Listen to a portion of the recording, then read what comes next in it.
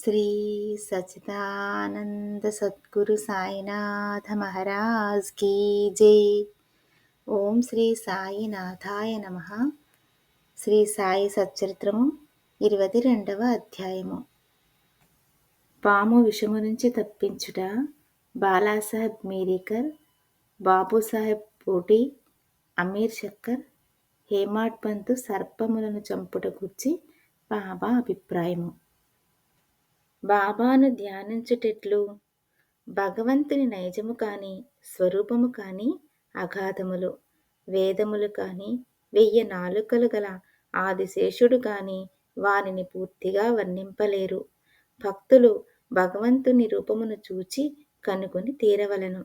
ఎందుకనగా తమ ఆనందమునకు భగవంతుని పాదములే ముఖ్య మార్గమని వారికి తెలియును. జీవిత పరమార్థమును పొందుటకు గురుని పాదములనే ధ్యానించవలెను కాని ఇంకొక మార్గము లేదని వారలకు తెలియును. హేమాడ్ పంతు ఒక సులభమైన మార్గమును ఉపదేశ రూపముగా చెప్పుచున్నాడు. అది ధ్యానమునకు భక్తికి కూడా అనుకూలించును. నెలలో కృష్ణపక్షమున రాను రాను వెన్నెల క్రమముగా క్షీణించును. తుదకు అమావాస్య నాడు చంద్రుడు కానరాడు, వెన్నెల కూడా రాదు. శుక్లపక్షము ప్రారంభమవగనే ప్రజలు చంద్రుని చూచుటకు ఆతురపడెదరు. మొదటి దినము చంద్రుడు కానరాడు, రెండవ నాడది సరిగా కనిపించదు. అప్పుడు 2 చెట్టు కొమ్మల మధ్య గుండా చూడుమనెదరు. ఆతురతతో ఏక ధ్యానముతో ఆ సందు ద్వారా చూచినప్పుడు దూరముగానున్న చంద్రుని ఆకారము ఒక గీత వలె కనిపించును.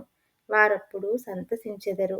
ఈ సూత్రముననుసరించి బాబా తేజమును చూచెదము కాక, బాబా కూర్చున్న విధానమును చూడుడు, అది ఎంత సుందరముగా ఉన్నది. వారు కాళ్లను ఒకదానిపైని ఇంకొకటి వేసి ఉన్నారు. ఎడమ చేతి వ్రేళ్లు కుడి పాదముపై వేసి ఉన్నారు. కుడికాలి బొటన వ్రేలుపై చూపుడు వ్రేలును మధ్య వ్రేలును ఉన్నవి. ఈ కూర్చున్న విధమును బట్టి చూడగా బాబా మనకి దిగువ విషయము చెప్ప నిశ్చయించుకున్నట్లున్నది. నా ప్రకాశమును చూడవలనంటే అహంకారమును విడిచి మిక్కిలి అణుకువతో చూపుడు వ్రేలుకు మధ్య వ్రేలుకు మధ్యనున్న బటన వ్రేలుపై దృష్టిని సారించినచో నా ప్రకాశమును చూడగలరు. ఇది భక్తికి సులభమైన మార్గము. ఒక క్షణము బాబా జీవితమును గమనించెదము. బాబా నివాసము వలన షిరిడీ ఒక యాత్రాస్థలమయ్యెను. అన్ని మూలల నుండి ప్రజలచట గుమిగూడుచుండిరి. బీదవారు గొప్పవారు కూడా అనేక విధముల మేలు పొందుచుండెడివారు. బాబా యొక్క అనంత ప్రేమను, ఆశ్చర్యకరమైన సహజమైన వారి జ్ఞానమును, వారి సర్వాంతర్యామిత్వమును వర్ణించగల వారెవ్వరు? వీనిలో ఏదైనా ఒక దానిని కాని అన్నియూ కాని అనుభవించిన వారు ధన్యులు. ఒక్కొక్కప్పుడు బాబా దీర్ఘమౌనము పాటించువారు. అది వారి యొక్క బ్రహ్మబోధము. ఇంకొకప్పుడు చైతన్యఘనులుగా నుండువారు. ఆనందమునకు అవతారముగా భక్తులచే పరివేష్టితులై ఉండెడివారు. ఒక్కొక్కప్పుడు వారు నీతిని బోధించు కథలను చెప్పెడివారు. ఇంకొకప్పుడు హాస్యము తమాషా చేయుటలో మునిగిడివారు. ఒకప్పుడు సూటిగా మాట్లాడువారు. ఒక్కొక్కప్పుడు కోపోద్గీతుడా అని తోచువారు. ఒక్కొక్కప్పుడు తమ బోధలు క్లుప్తముగా చెప్పుచుండెడివారు. ఒక్కొక్కప్పుడు దీర్ఘ వివాదములోనికి దించెడివారు. అనేకసార్లు ఉన్నదున్నట్లు మాట్లాడెడివారు. ఈ ప్రకారముగా సందర్భావసరములను బట్టి వారి ప్రబోధము అనేక విధముల అనేక మందికి కలుగుచుండెడిది. వారి జీవితము అగోచరమైనది. అది మన మేధాశక్తికి భాషకు అందుబాటులో నుండెడిది కాదు. వారి ముఖారవిందమును చూచుటయందు ఆసక్తి కాని, వారితో సంభాషించుటయందు కాని, వారి లీలలు వినుటయందు కాని తనివి తీరెడిది కాదు. అయినప్పటికీ సంతోషముతో ఉప్పొంగుచుండేవారము. వర్ష బిందువులను లెక్కించగలము, తోలు సంచిలో గాలిని మూయగలము, కాని బాబా లీలలను లెక్కించలేము. వానిలో ఒక్కదానిని గూర్చి చెప్పెదము.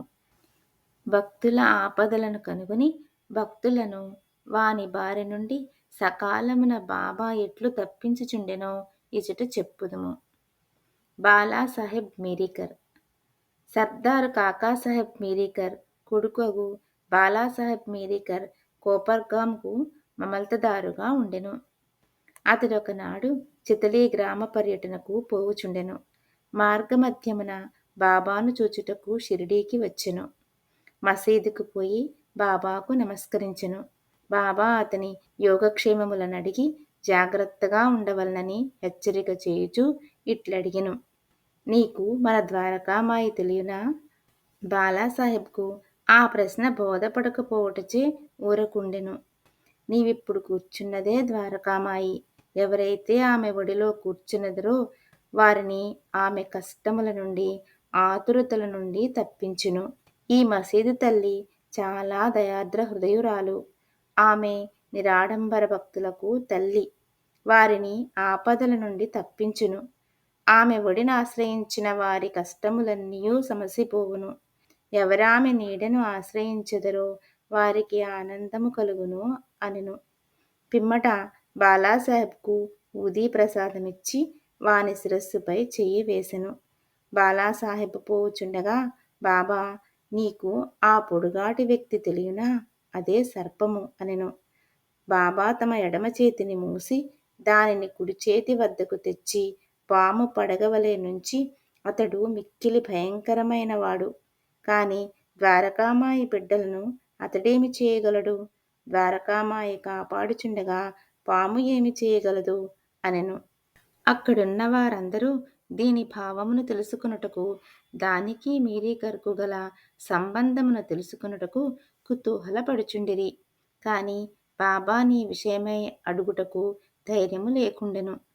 బాలాసాహెబ్ బాబాకి నమస్కరించి మసీదును విడిచి శ్యామాతో వెళ్ళెను. బాబా శ్యామాను పిలిచి బాలాసాహెబ్తో చితలి వెళ్ళి ఆనందించుమనెను. బాబా ఆజ్ఞానుసారము తాను కూడా వెంట వచ్చెదనని శ్యామ బాలాసాహెబ్తో చెప్పెను. అసౌకర్యముగా ఉండును కాన వద్దని బాలాసాహెబ్ శ్యామతో చెప్పెను. శ్యామ బాబాకి సంగతి తెలిపెను.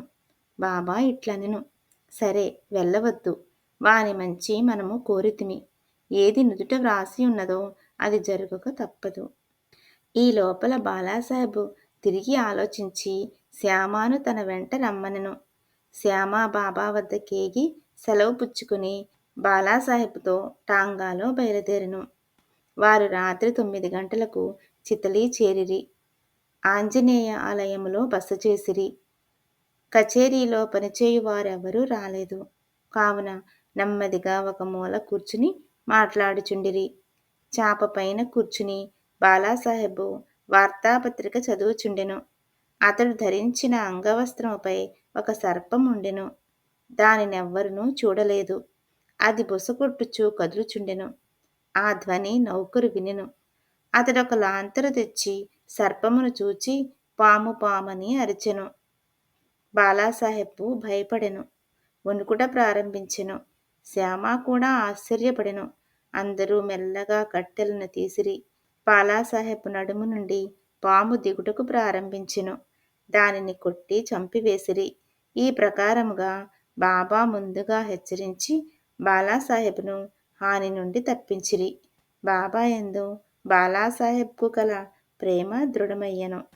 బాబూసాహెబ్ బూటీ నానా డెంగలే అను గొప్ప జ్యోతిష్కుడు బాబూసాహెబ్ బూటీ షిరిడీలో ఉండునప్పుడు ఒకనాడిట్లనెను, ఈ దినము నీకు అశుభము. నీకీ దినము ప్రాణగండమున్నది. ఇది బాపూసాహెబ్ను ఆందోళనకు గురిచేసెను. ఆయన యథాప్రకారము మసీదుకు పోగా బాబా బాపూసాహెబ్తో ఇట్లనియెను, ఈ నానా ఏమనుచున్నాడు? నీకు మరణమున్నదని చెప్పుచున్నాడు కదా. సరే, నీవు ఏమీ భయపడనక్కర్లేదు. మృత్యువు ఎట్లు చంపునో చూచెదము కాక అని వానికి ధైర్యముతో జవాబిమ్ము. ఆనాటి సాయంకాలము బాపూసాహెబ్ బూటీ మరుగుదొడ్డికి పోయెను. అక్కడొక పామును చూచెను. అతని నౌకరు దానిని చూచెను. ఒక రాయినెత్తి కొట్టబోయెను. బాపూసాహెబ్ పెద్ద కర్రను తీసుకుని రమ్మనెను. నౌకరు కర్రను తీసుకుని వచ్చినంతలో పాము కదిలిపోయి అదృశ్యమయ్యెను. ధైర్యముతో నుండుమని ఆడిన బాబా పలుకులను బాపూసాహెబ్ జ్ఞప్తికి తెచ్చుకుని సంతోషించెను. అమీర్ శక్కర్ కోపర్గాం తాలూకాలో కొరాలే గ్రామ నివాసి అమీర్ శక్కర్. అతడు కసాయి కులమునకు చెందినవాడు. అతడు బాంద్రాలో కమీషన్ వ్యాపారిగా పనిచేసెను. అక్కడతనికి మంచి పలుకుబడి కలదు. అతడు కీళ్లవాతముతో బాధపడుచుండుటచే భగవంతుని జ్ఞప్తికి తెచ్చుకుని వ్యాపారమును విడిచిపెట్టి షిరిడీ చేరి బాధ నుండి తప్పింపుమని బాబాను వేడెను. చావడిలో కూర్చునమని బాబా అతనిని ఆజ్ఞాపించెను. అటువంటి రోగికి ఆ స్థలము సరి అయినది కాదు. అది ఎల్లప్పుడూ తేమగా ఉండును. గ్రామములో ఇంకేదైనా స్థలము బాగుండెడిది. కాని బాబా పలుకులే తగిన ఔషధము, నిర్ణయ సూత్రము. మసీదుకు వచ్చుటకు బాబా అతనికి అనుజ్ఞ ఇవ్వలేదు. చావడిలోనే కూర్చునుమని ఆజ్ఞాపించెను. అది వానికి మిక్కిలి లాభకారి అయ్యెను. ఎందుకనగా బాబా ఉదయము సాయంకాలము చావడి వైపు పోవుచుండెను. అదియును కాక దినము విడిచి దినము ఉత్సవముతో పోయి బాబా అచ్చట నిద్రించుచుండెను. అందుచే అమీరు బాబా యొక్క సాంగత్యమును సులభముగా పొందుచుండెను. పూర్తిగా 9 మాసములు అమీర్ శక్కర్ అక్కడ ఉండెను. కొంతకాలము తర్వాత అతనికి ఆ స్థలముపై విసుగు కలిగెను. ఒకనాటి రాత్రి ఎవరికీ చెప్పకుండా కోపర్గాం పారిపోయెను. అచ్చటొక ధర్మశాలలో దిగెను. అక్కడొక ఫకీరు చచ్చుటకు సిద్ధముగా ఉండెను. ఫకీరు నీళ్లు కావలననగా అమీరు పోయి నీరు తెచ్చి ఇచ్చెను. ఆ నీళ్లను త్రాగి ఫకీరు చనిపోయెను. అమీరు చిక్కులో పడెను. అతడు పోలీసు వారికి తెలియపరచినచో మొట్టమొదట సమాచారమును తెచ్చిన వాడొకటిచే తనకా ఫకీరు విషయం ఏమైనా తెలిసియుండునని పట్టుకొనెదరు. ఆ చావునకు కూడా అతడు కారణభూతుడై ఉండవచ్చునని అనుమానించెదరు. బాబా ఆజ్ఞ లేనిది షిరిడీ విడిచిపెట్టుట తనదే తప్పని అతను గ్రహించి పశ్చాత్తాపపడెను. షిరిడీ పోవ నిశ్చయించుకుని ఆ రాత్రియే అచ్చటి నుండి షిరిడీకి పోయెను. మార్గమధ్యమున బాబా నామమును జపము చేయుచుండెను. సూర్యోదయమునకు ముందు షిరిడీ చేరి ఆతురత నుండి తప్పించుకొనెను. బాబా ఆజ్ఞానుసారము చావడిలోనే ఉండి రోగ విముక్తుడయ్యెను. ఒకనాటి మధ్యరాత్రి బాబా, ఓ అబ్దుల్, నా పరుపు వైపు ఏదో దుష్ట ప్రాణి వచ్చుచున్నది అని అరిచెను.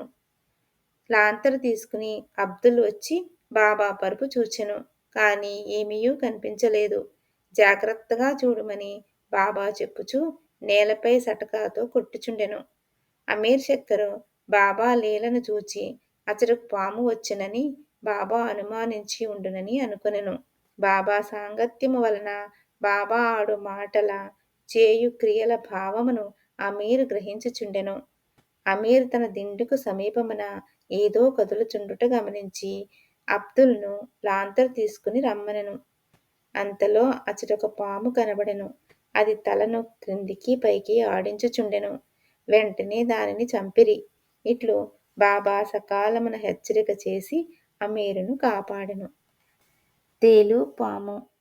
తేలు బాబా ఆజ్ఞచే కాకాసాహెబ్ దీక్షిత్ నిత్యము శ్రీ ఏకనాథ మహారాజ్ రచించిన భాగవతమును, భావార్థ రామాయణమును పారాయణ చేయుచుండెను.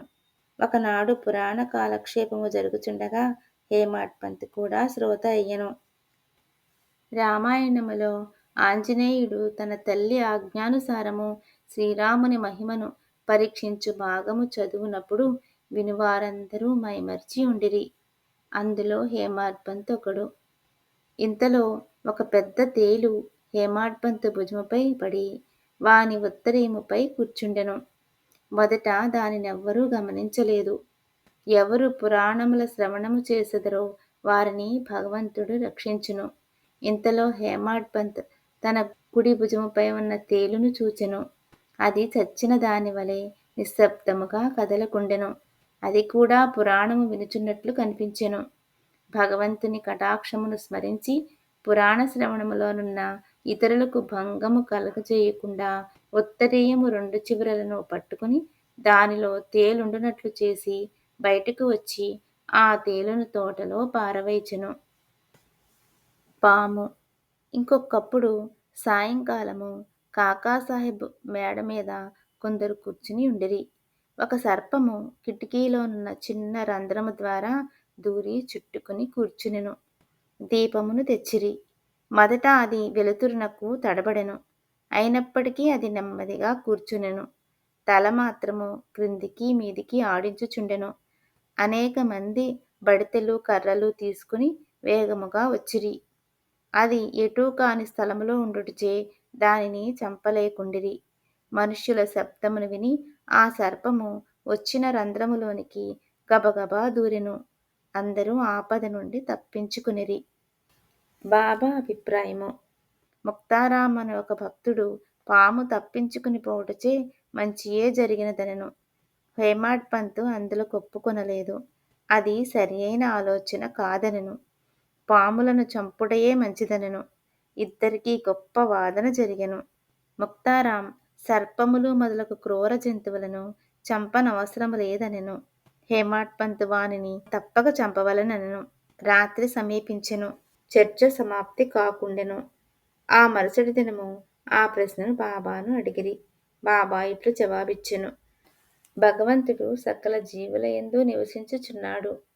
అవి సర్పములు కాని తేళ్లు కాని కానిండు. ఈ ప్రపంచమును నడిపించు సూత్రధారి భగవంతుడు. సకల జంతుకోటి, పాములు, తేళ్లతో సహా సకల ప్రాణులు భగవదాజ్ఞను శిరసావహించును. వారి ఆజ్ఞ అయిన కాని ఎవ్వరూ ఎవరిని ఏమీ చేయలేరు. ప్రపంచమంతయు వానిపై ఆధారపడి ఉన్నది.